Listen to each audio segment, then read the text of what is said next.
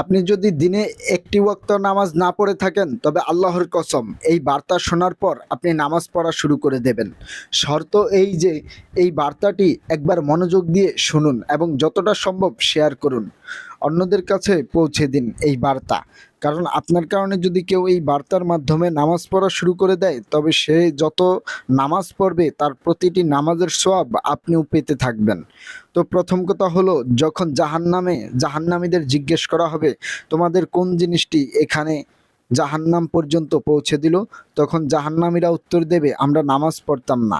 আর যে নামাজ পড়ে না প্রথমত তার জীবনের বরকত উঠিয়ে নেওয়া হবে, দুনিয়াতেই তার উপর সংকীর্ণ নেমে আসবে, তাকে কবরে আযাব দেওয়া হবে। এমনিতে দুনিয়াতেও শান্তি কোনোদিনও সে পাবে না, এমনকি খিদে ও তৃষ্ণার তীব্রতায় সে মারা যাবে। আর যে ব্যক্তি জেনে বুঝে নামাজ কাজা করবে তার সম্পর্কে নবী করিম সাল্লাল্লাহু আলাইহি সাল্লাম বলেছেন তার নাম জাহান্নামের কোনো এক দরজায় লিখে দেওয়া হবে।